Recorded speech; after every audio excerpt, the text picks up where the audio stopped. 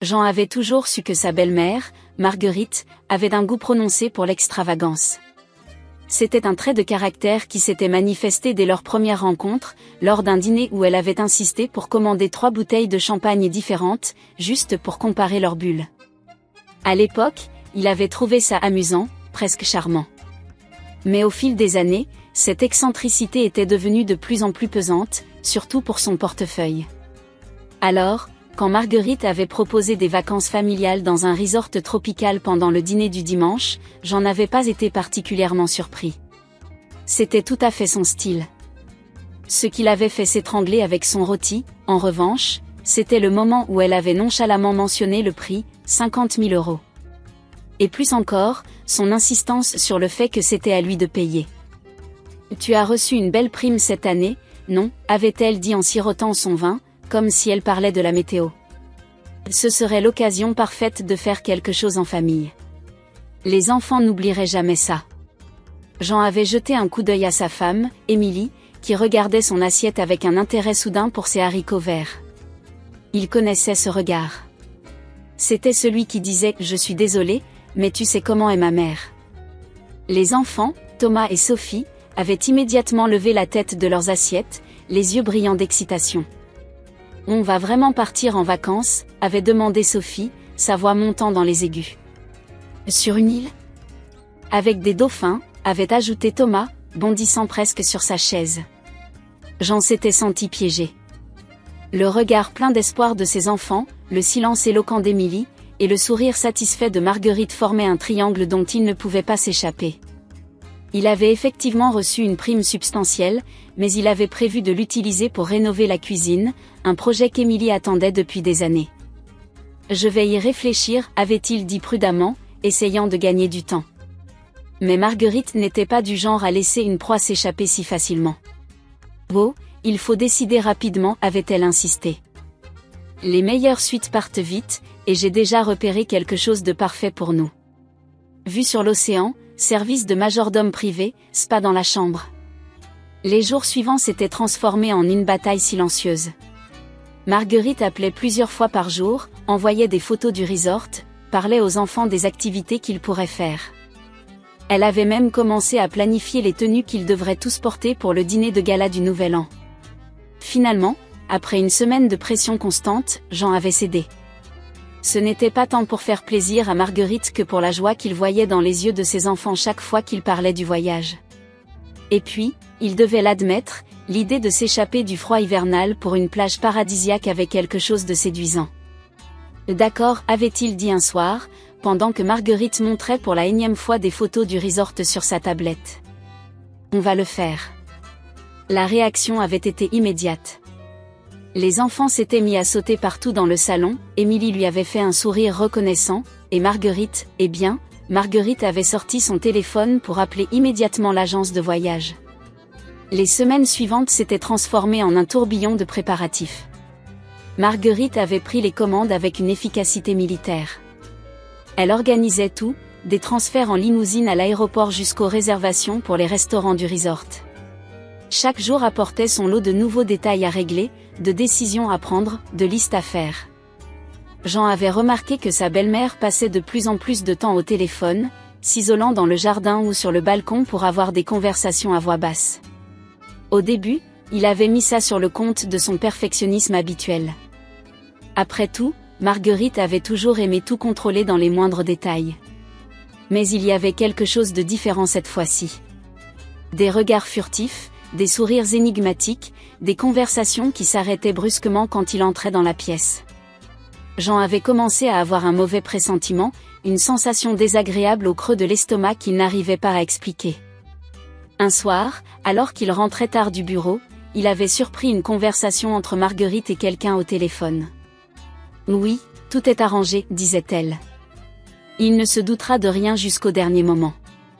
Le rire qui avait suivi avait fait frissonner Jean, mais quand il en avait parlé à Émilie, elle avait balayé ses inquiétudes d'un revers de main. « Tu connais maman » avait-elle dit. Elle aime juste que tout soit parfait. Elle prépare probablement une surprise pour nous tous. J'en étais pas convaincu, mais il avait décidé de ne pas insister. Après tout, qu'est-ce qui pouvait mal tourner ? Il avait vérifié et revérifié toutes les réservations, les billets étaient en règle, les passeports à jour. Le resort avait confirmé leur arrivée, et l'agence de voyage lui avait assuré que tout était en ordre. Les enfants, pendant ce temps, vivaient leur meilleur moment. Sophie avait déjà fait et défait sa valise 3 fois, changeant d'avis sur les vêtements à emporter à chaque fois.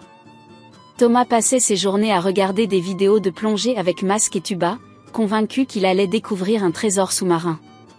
Même Émilie semblait plus détendue que d'habitude, anticipant avec plaisir ses vacances en famille.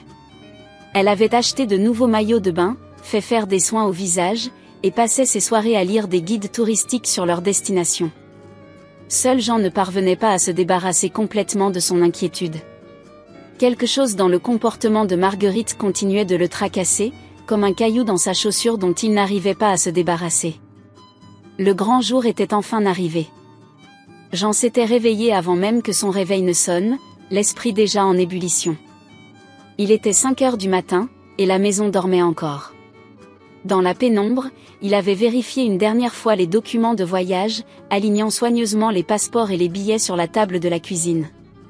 Le taxi devait arriver à 7 heures. Marguerite avait insisté pour prendre un service de limousine, mais Jean avait tenu bon sur ce point au moins. Un taxi normal fera très bien l'affaire, avait-il dit, et pour une fois, sa belle-mère n'avait pas protesté. Ce qui, maintenant qu'il y pensait, était plutôt inhabituel de sa part. Les enfants s'étaient réveillés surexcités, courant dans tous les sens avec leur sac à dos rempli de jeux et de livres.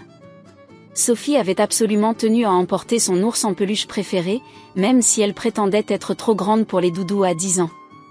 Thomas, lui, avait déjà mis ses palmes de plongée aux pieds, convaincu qu'il devait les porter dans l'avion. Thomas, mon chéri, avait ri Émilie en le voyant descendre les escaliers en canard, je crois qu'on peut les mettre dans la valise. La mère n'est pas près de disparaître. Marguerite était arrivée pile à l'heure, impeccablement habillée dans un tailleur crème qui devait coûter plus cher que le billet d'avion. Elle portait ses lunettes de soleil préférées, même s'il faisait encore nuit, et son parfum capiteux avait immédiatement envahi l'entrée. « Tout le monde est prêt ?» avait-elle demandé d'une voix chantante. « J'espère que personne n'a oublié son passeport ?»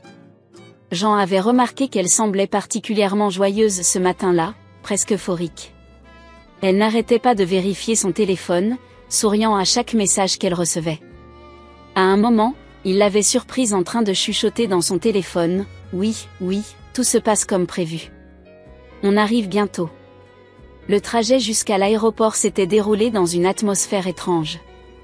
Les enfants babillaient joyeusement à l'arrière, Émilie essayait de les calmer tout en vérifiant pour la 10e fois qu'ils n'avaient rien oublié, et Marguerite gardait ce petit sourire énigmatique qui commençait sérieusement à inquiéter Jean. L'aéroport était déjà en pleine effervescence quand ils étaient arrivés. Des voyageurs pressés se croisaient dans tous les sens, tirant leurs valises comme des boulets. L'odeur de café frais se mêlait à celle des croissants chauds des cafés qui ouvraient leurs rideaux. « Je vais chercher les étiquettes bagages » avait annoncé Marguerite, disparaissant rapidement dans la foule avant que Jean ne puisse dire quoi que ce soit. Il l'avait regardée s'éloigner, notant qu'elle se dirigeait vers un homme en costume qui semblait l'attendre près du comptoir d'enregistrement. Les minutes suivantes s'étaient écoulées dans un flou d'activités. L'enregistrement des bagages, la recherche du terminal correct, les tentatives de garder les enfants ensemble dans la foule. Thomas avait failli partir avec une autre famille, fasciné par leur chariot à bagages qui clignotait avec des LED multicolores. On devrait peut-être prendre un petit déjeuner avant de passer la sécurité, avait suggéré Jean, remarquant les mines affamées des enfants. Mais Marguerite avait immédiatement protesté. Non, non, il faut y aller maintenant. On mangera après. J'ai réservé une table au salon premium. Elle avait pratiquement poussé tout le monde vers la file d'attente de la sécurité, son empressement devenant de plus en plus évident. C'est là que les choses avaient commencé à devenir vraiment étranges. Alors qu'ils approchaient du contrôle de sécurité, Marguerite s'était glissée devant, murmurant quelque chose à l'oreille d'un des agents. L'homme avait hoché la tête, puis avait fait un signe discret à ses collègues. Jean n'avais pas fait attention à cet échange au début, trop occupé à aider Thomas à enlever ses chaussures et à sortir sa tablette de son sac. Émilie était passée devant avec Sophie, suivie de Marguerite qui semblait maintenant encore plus pressée. « Monsieur ?» Un agent l'avait interpellé alors qu'il s'apprêtait à passer le portique de sécurité. « Pouvez-vous me suivre s'il vous plaît ?» Jean avait regardé sa famille qui continuait d'avancer sans lui. Marguerite avait pris Émilie par le bras, l'entraînant rapidement vers la zone duty-free.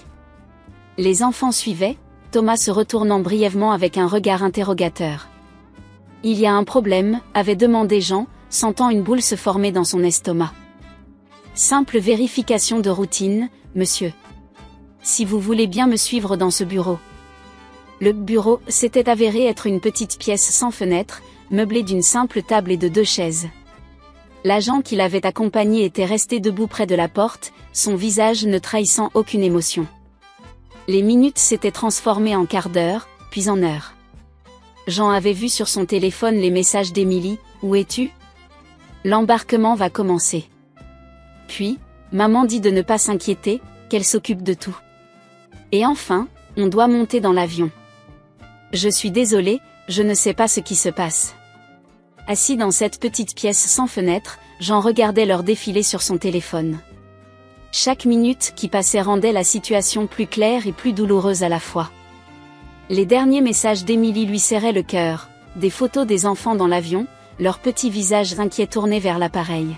« Je dois prendre ce vol », avait-il dit pour la 100e fois à l'agent de sécurité impassible.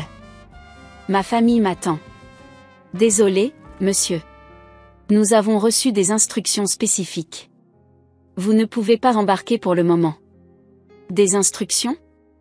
De qui ? L'agent avait simplement haussé les épaules, mais son regard fuyant en disait long. Jean avait soudain repensé au comportement étrange de Marguerite ces dernières semaines, à ses coups de téléphone secrets, à ses sourires mystérieux. Tout prenait sens maintenant, comme les pièces d'un puzzle particulièrement cruel.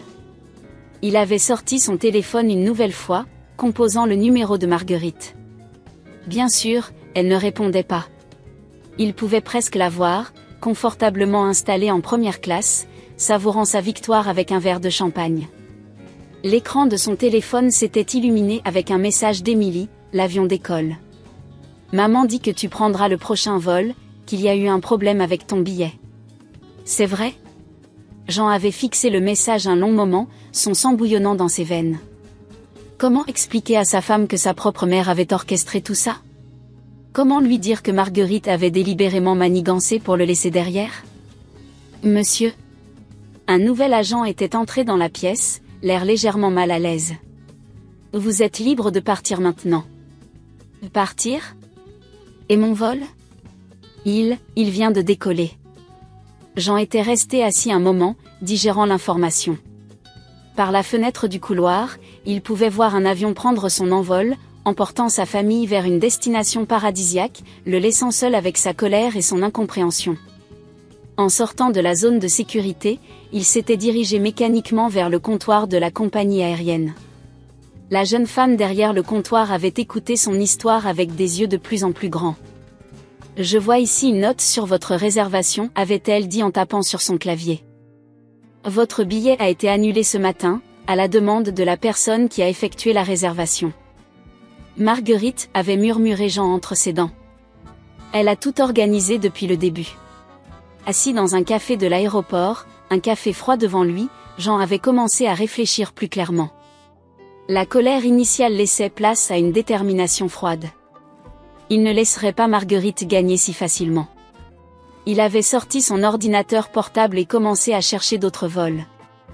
Le prix des billets de dernière minute était exorbitant, mais il s'en fichait. Il avait déjà dépensé 50 000 € pour ses vacances, quelques milliers de plus ne feraient pas une grande différence.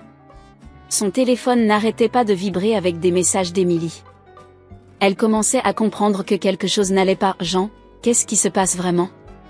Maman agit bizarrement, elle ne veut pas me dire pourquoi tu n'es pas là. » Il avait hésité avant de répondre.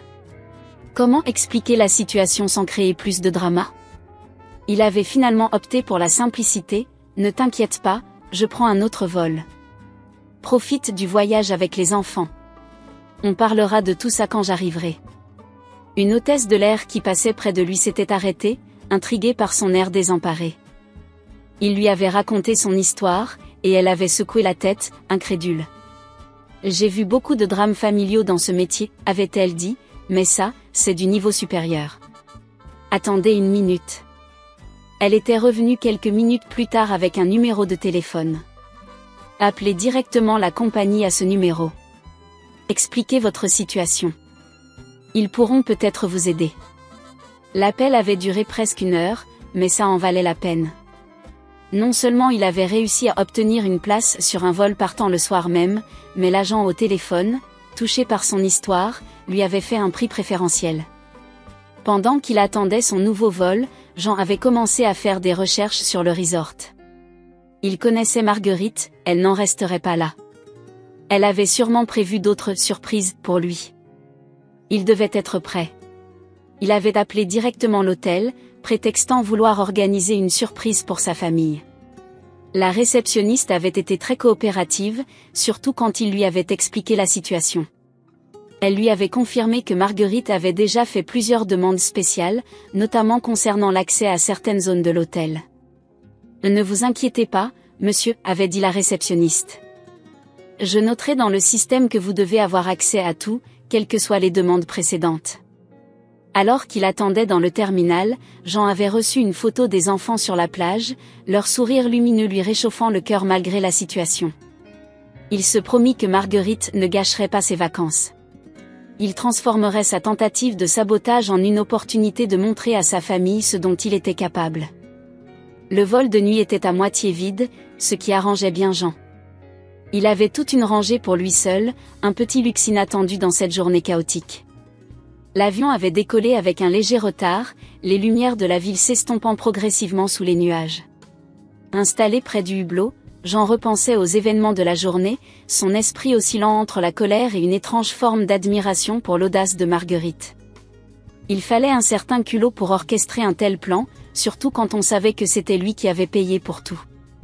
L'hôtesse lui avait apporté un verre de vin, remarquant sans doute son air préoccupé. « Vous avez l'air d'avoir eu une dure journée » avait-elle dit avec un sourire compatissant. « Vous n'avez pas idée » avait répondu Jean, avant de lui raconter toute l'histoire. Les gens semblaient plus réceptifs aux confidences à 10 000 mètres d'altitude. « Ma belle-mère me déteste aussi » avait-elle confié en lui resservant un verre. « Mais elle se contente de critiquer ma cuisine. La vôtre est dans une autre catégorie. » Les heures s'étaient écoulées lentement. Jean avait essayé de dormir, mais son esprit était trop agité. Il avait passé une bonne partie du vol à planifier sa revanche, non pas une revanche mesquine comme celle de Marguerite, mais quelque chose qui lui montrerait qu'elle ne pouvait pas le manipuler si facilement. Son téléphone contenait maintenant des dizaines de messages d'Émilie.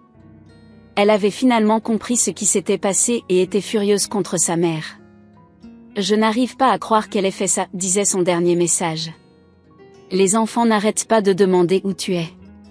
Même le paradis a un goût amer quand tu n'es pas là. » Ces mots lui avaient serré le cœur. Il avait répondu simplement, « Je serai bientôt là. Garde-moi une place au soleil. » L'aube commençait à pointer quand l'avion avait entamé sa descente. À travers les nuages, Jean avait aperçu l'île, un joyau vert et bleu posé sur l'océan. Malgré tout, la vue lui avait coupé le souffle. Peut-être que ses vacances n'étaient pas complètement gâchées, après tout. L'aéroport de l'île était minuscule comparé à celui qu'il avait quitté. Une simple bande de tarmac bordée de palmiers, un terminal qui ressemblait plus à une grande maison de vacances qu'à un aéroport international.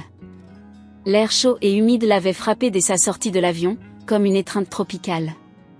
Jean avait récupéré sa valise rapidement, un des avantages des petits aéroports, et s'était dirigé vers le stand des taxis. Le chauffeur, un local d'une 50aine d'années au sourire facile, avait sifflé en entendant le nom du resort. « Là, le plus bel hôtel de l'île » avait-il dit en chargeant la valise dans le coffre.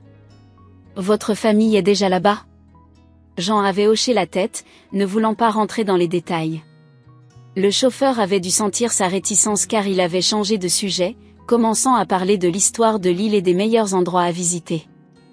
La route serpentait le long de la côte, offrant des vues spectaculaires sur l'océan. Des plages de sable blanc s'étendaient à perte de vue, ponctuées de rochers volcaniques et de palmiers ondulants dans la brise. Dans d'autres circonstances, Jean aurait pleinement apprécié ce paysage de carte postale. « Votre belle-mère ne vous aime pas beaucoup, hein ?» avait soudain dit le chauffeur, surprenant Jean. « Comment? Oh, on voit beaucoup de drames familiaux dans ce métier. Et puis, j'ai conduit une dame hier qui n'arrêtait pas de parler de son plan pour enseigner une leçon à son gendre.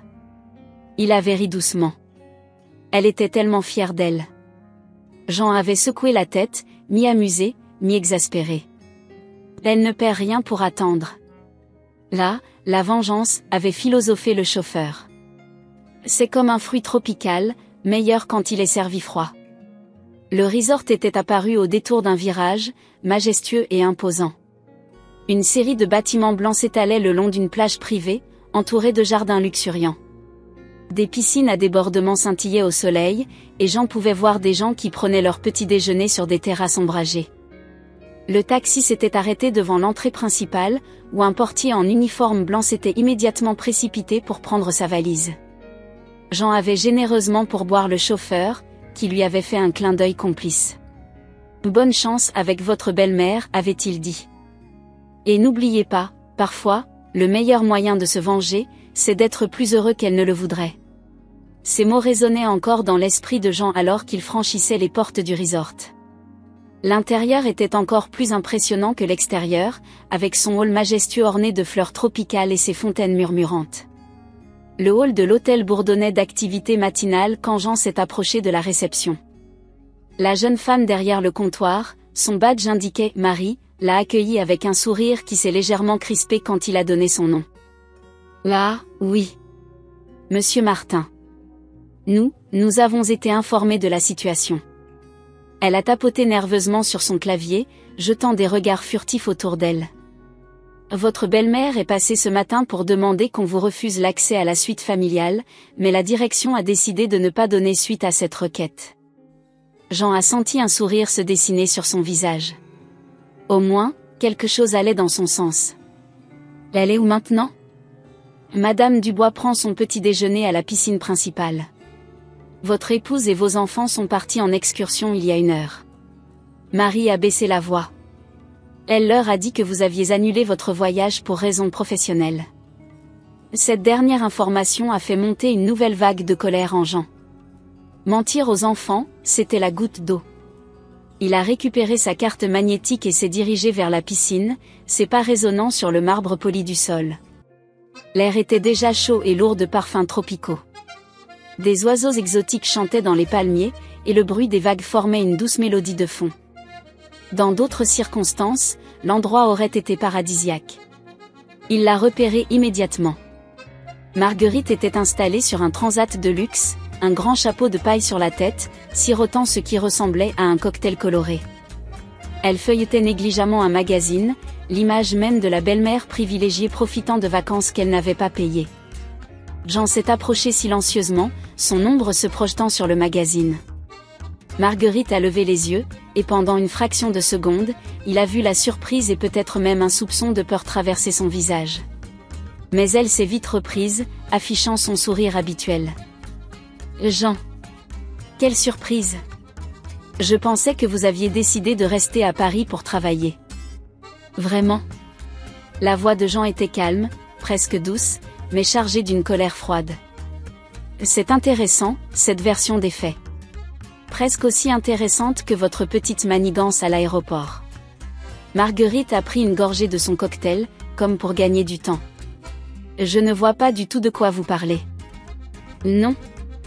Les agents de sécurité, mon billet mystérieusement annulé, les mensonges aux enfants. Ça ne vous dit rien? Oh, ça. Marguerite a agité la main comme si elle chassait une mouche importune. Vous prenez les choses beaucoup trop à cœur, Jean. C'était juste une petite leçon. Une leçon? Jean s'est assis sur le transat voisin, se penchant vers elle. Et qu'est-ce que je suis censé avoir appris exactement? Que l'argent ne fait pas tout. Elle a reposé son verre sur la table. Vous croyez que parce que vous avez payé ce voyage, vous pouvez tout contrôler? La vie ne marche pas comme ça. Jean a ri, un rire sans joie. C'est vous qui parlez de contrôle? Vous qui avez orchestré tout ça juste pour prouver que vous pouviez me manipuler? Autour d'eux, quelques autres vacanciers commençaient à observer la scène avec un intérêt mal dissimulé. Un serveur s'est approché, hésitant, mais Jean lui a fait signe que tout allait bien. Les enfants étaient déçus, a continué Marguerite, sa voix prenant un ton accusateur. Ils pensaient que leur père préférait travailler plutôt que d'être avec eux. C'était la goutte de trop. Jean s'est levé brusquement, dominant Marguerite de toute sa hauteur. Comment osez-vous? Comment osez-vous utiliser mes enfants dans vos petits jeux? Vous savez ce qui est le plus triste dans tout ça? C'est que vous ne réalisez même pas à quel point ce que vous avez fait est tordu. Marguerite a pâli légèrement, perdant pour la première fois de son assurance. Je voulais juste... Non, l'a coupé Jean. Vous ne vouliez rien du tout. Vous vouliez juste exercer votre pouvoir, montrer que vous pouviez encore tout contrôler. Mais vous savez quoi? C'est fini. Ces vacances, je les ai payées. Cette suite, c'est moi qui l'ai réservée. Et à partir de maintenant, les choses vont se passer différemment. Il s'est penché vers elle, baissant la voix. Je ne vais pas gâcher les vacances des enfants en créant une scène. Je ne vais pas me venger comme vous l'avez fait. Je vais simplement profiter de ce séjour avec ma famille, et vous, vous allez devoir vivre avec le fait que votre petit plan a échoué. Marguerite est restée silencieuse un moment, son visage une masse de conflits intérieurs. Finalement, elle a dit doucement, Émilie ne me le pardonnera jamais. Ça, c'est entre vous et votre fille, a répondu Jean en se redressant. Mais si j'étais vous, je commencerais à réfléchir à de sérieuses excuses. Le soleil était au zénith quand Émilie et les enfants sont revenus de leur excursion. Jean les attendait dans le lobby, son cœur battant la chamade. Thomas l'a vu le premier, ses yeux s'écarquillant de surprise avant qu'un immense sourire n'illumine son visage. Papa, a-t-il crié, se précipitant à travers le hall, bousculant presque un couple de retraités au passage. Sophie était juste derrière lui, ses tresses volant au vent. Jean s'est accroupi pour les recevoir dans ses bras, les serrant fort contre lui. Il sentait le sel marin et la crème solaire, leur peau chaude du soleil tropical. « Vous m'avez manqué » a-t-il murmuré, la gorge serrée. Émilie s'est approchée plus lentement, son visage un mélange de soulagement et d'inquiétude. « Jean, je suis tellement désolée. Je n'arrive pas à croire que maman est... » « On en parlera plus tard » l'a-t-il coupé doucement, ne voulant pas gâcher les retrouvailles. « Comment c'était l'excursion ? » « On a vu des dauphins » s'est exclamé Thomas, sautillant sur place. « Et Sophie a eu peur d'un crabe. »« Je n'ai pas eu peur » a protesté Sophie. « Je l'ai juste trouvé un peu impressionnant. » Jean a ri, ébouriffant les cheveux de sa fille. « Les crabes peuvent être très impressionnants, c'est vrai. » Émilie s'est rapprochée, posant une main sur son bras. « Tu dois être épuisée. Comment tu as réussi à venir ? » « C'est une longue histoire » a répondu Jean. « Mais ce qui compte, c'est que je sois là maintenant. Et j'ai une surprise pour vous. » Les yeux des enfants se sont illuminés à ce mot magique. Même Émilie a semblé oublier momentanément le drame familial qui se jouait. « Une surprise » a demandé Sophie. « C'est quoi ? Si je vous le dis maintenant, ce ne sera plus une surprise, non ? » Jean a sorti de sa poche 4 cartes dorées. Mais je peux vous dire que ça commence par un déjeuner spécial. J'ai réservé une table dans un endroit particulier. Il les a guidés à travers le resort, évitant soigneusement la piscine où il avait laissé Marguerite plus tôt. Le chemin serpentait entre les bungalows luxueux, descendant doucement vers une partie plus isolée de la plage. Une petite crique privée est apparue au détour du chemin, abritée par des rochers couverts de végétation tropicale. Une table élégamment dressée les attendait sur le sable, protégée du soleil par une pergola de bambou. Des lanternes en papier se balançaient doucement dans la brise marine. « C'est pour nous » a murmuré Émilie, les yeux brillants. « Pour nous 4 » a confirmé Jean. « J'ai pensé qu'on méritait un moment rien qu'à nous. » Un serveur est apparu comme par magie, tirant les chaises pour qu'ils puissent s'asseoir. Les enfants se sont émerveillés devant les verres en cristal remplis de jus de fruits exotiques, décorés de petits parasols colorés. Ce n'est que le début, a annoncé Jean alors qu'on leur servait une entrée de fruits de mer frais. J'ai prévu quelque chose de spécial pour ce soir aussi. Émilie l'a regardé avec curiosité. Jean, tu n'étais même pas censé être là. Comment as-tu eu le temps d'organiser tout ça ? Et disons que j'ai eu beaucoup de temps pour réfléchir pendant le vol. Il a pris sa main par-dessus la table. Et puis, c'est notre anniversaire de mariage dans 2 jours. Tu croyais vraiment que j'allais laisser ta mère m'empêcher de le célébrer? Les yeux d'Émilie se sont remplis de larmes. J'avais complètement oublié avec tout ça. Moi pas. Jean a souri. J'ai réservé le petit pavillon sur la plage pour une soirée spéciale. Musique live, feux d'artifice, tout ce qu'il faut pour marquer le coup. Des feux d'artifice? Les enfants ont poussé des cris de joie. Et oui, vous êtes invités aussi, Harry Jean. Au moins pour le début de la soirée. Le repas s'est déroulé dans une ambiance détendue, comme si les événements de la veille n'avaient été qu'un mauvais rêve. Les enfants racontaient leurs aventures avec les dauphins, Émilie riait aux blagues de Jean, et pendant quelques heures, tout semblait parfait. Ce n'est qu'au dessert qu'Émilie a osé aborder le sujet qui lui pesait. Qu'est-ce qu'on va faire pour maman?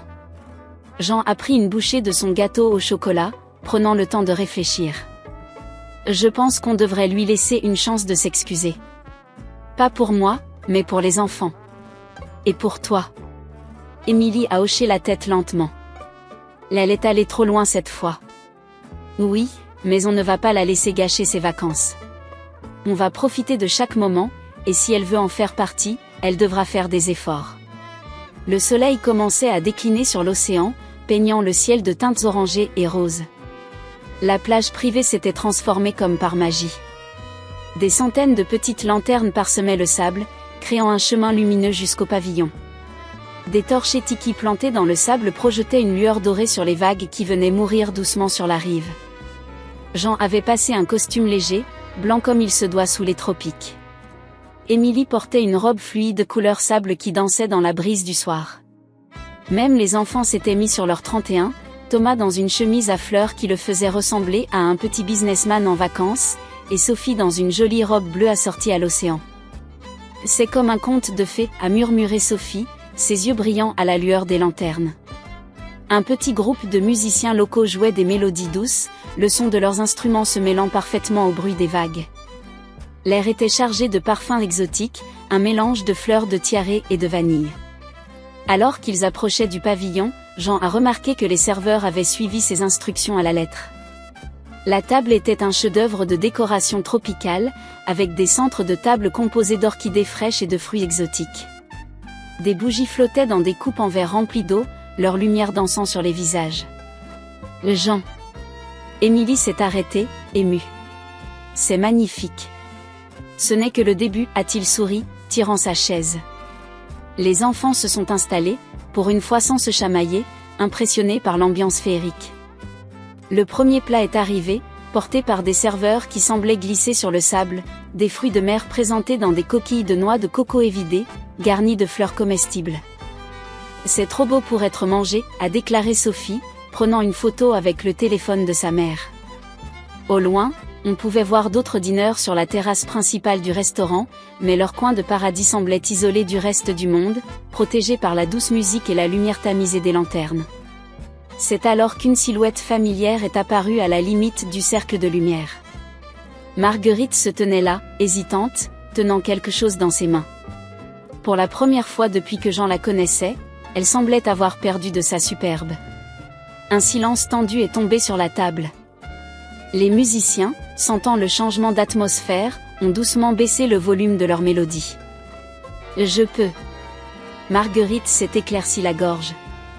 Je peux me joindre à vous un moment? Jean a regardé Émilie, lui laissant la décision. Celle-ci a hoché imperceptiblement la tête.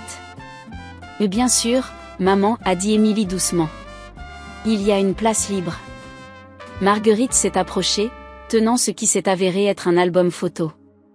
J'ai pensé que c'était le bon moment pour vous donner ceci. Elle l'a tendu à Jean et Émilie. C'est mon cadeau d'anniversaire de mariage. L'album était magnifique, relié en cuir avec leur nom gravé en lettres dorées. En l'ouvrant, ils ont découvert des photos d'eux qu'ils n'avaient jamais vues, prises le jour de leur mariage. Je les ai gardées toutes ces années, a expliqué Marguerite, sa voix tremblant légèrement. Je voulais attendre le bon moment. Elle a fait une pause.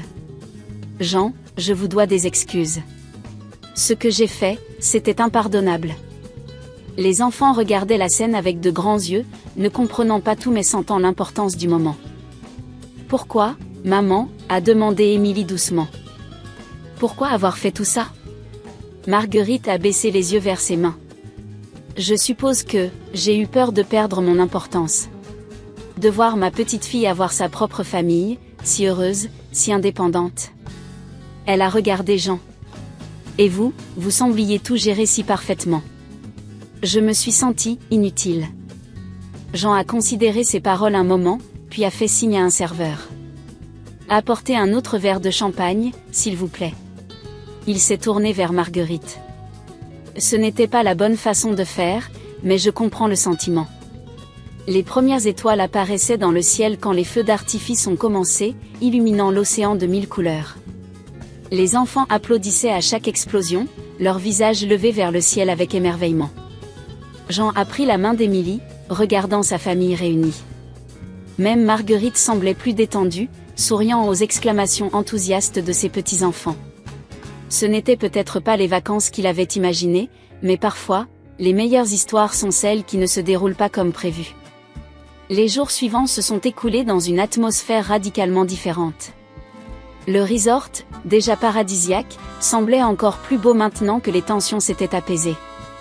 Les matins commençaient par des petits déjeuners en famille sur leur terrasse privée, où même Marguerite avait trouvé sa place, plus discrète qu'à son habitude. Thomas s'était découvert une passion pour la plongée avec masque et tuba. Chaque matin, il suppliait Jean de l'accompagner explorer les récifs coralliens près de la plage. Ensemble, ils passaient des heures à observer les poissons multicolores, Thomas pointant du doigt chaque nouvelle découverte avec enthousiasme. Sophie, elle, s'était liée d'amitié avec la fille du chef cuisinier, une petite locale de son âge. Les deux fillettes passaient leur journée à construire des châteaux de sable complexes, créant tout un royaume imaginaire peuplé de crabes et de coquillages. Le crabe qui l'avait tant impressionné au début était devenu le roi de leur royaume sous-marin. Émilie semblait avoir retrouvé une certaine légèreté. Jean la surprenait souvent en train de sourire toute seule, assise sur leur balcon avec un livre qu'elle ne lisait pas vraiment, perdue dans ses pensées. Un soir, elle lui avait confié que ses vacances, malgré leur début chaotique, étaient exactement ce dont ils avaient besoin. C'est comme si on avait tous enlevé une sorte de masque, avait-elle dit. Même maman. Je ne l'avais jamais vue aussi, vrai. En effet, Marguerite s'était transformée. Le changement était subtil mais indéniable. Elle ne cherchait plus à contrôler chaque aspect de leur journée, se contentant de profiter des moments partagés. Un matin, elle avait même préparé le café pour tout le monde, un geste simple mais significatif pour qui la connaissait. Jean avait observé cette transformation avec un mélange de surprise et de satisfaction. Il avait même surpris Marguerite en train d'annuler certaines des activités qu'elle avait programmées, préférant suivre le rythme plus détendu que la famille avait naturellement adopté. Un soir, alors que les enfants dormaient déjà, épuisés par une journée de natation et de jeux, Jean avait trouvé Marguerite seule sur la plage, regardant les étoiles. Il s'était assis à côté d'elle, et pendant un moment, ils étaient restés silencieux, écoutant simplement le bruit des vagues. Vous savez, avait-elle dit finalement, j'ai passé tellement d'années à essayer de tout contrôler que j'en avais oublié comment simplement profiter des choses. Jean avait hoché la tête, attendant qu'elle continue. Quand Émilie était petite, je pensais que c'était ma façon de lui montrer mon amour. Tout organiser, tout prévoir, ne rien laisser au hasard. Elle avait ri doucement. Je suppose que certaines habitudes sont dures à perdre. Ce n'est jamais trop tard pour en prendre de nouvelles, avait répondu Jean. Le dernier jour était arrivé trop vite, comme c'est toujours le cas avec les bonnes vacances. Alors qu'ils faisaient leurs valises, les souvenirs des derniers jours se mélangeaient, les rires des enfants dans la piscine, les dîners sur la plage, les couchers de soleil spectaculaires, et même les petites disputes quotidiennes qui faisaient partie de la vie de famille. Thomas avait insisté pour ramener sa collection de coquillages, soigneusement étiquetés avec l'aide de son père. Sophie avait rempli un carnet entier de dessins de son royaume imaginaire, promettant à son ami local de revenir un jour pour reconstruire leur château. Dans l'avion du retour, alors que les enfants somnolaient contre leurs parents, Émilie avait pris la main de Jean. « Tu sais, avait-elle murmuré, quand maman a fait son coup à l'aéroport, j'étais furieuse. Mais maintenant, d'une certaine façon, je pense que ça nous a tous rapprochés. » Jean avait regardé Marguerite, endormie dans son siège avec un léger sourire aux lèvres, puis les enfants pelotonnaient contre eux, paisibles et heureux. Parfois, avait-il répondu, il faut que les choses se brisent un peu pour qu'on puisse les reconstruire plus solides. Le resort disparaissait déjà derrière eux, mais il emportait bien plus que des souvenirs de plage et de soleil. Il ramenait une famille plus forte, plus unie, où même les tensions les plus anciennes avaient commencé à se dissoudre comme des vagues sur le sable. Et si Marguerite gardait toujours un petit côté contrôlant, eh bien, c'était devenu plus une blague de famille qu'une source de conflit. Après tout, comme l'avait dit le chauffeur de taxi, parfois la meilleure vengeance c'est simplement d'être heureux.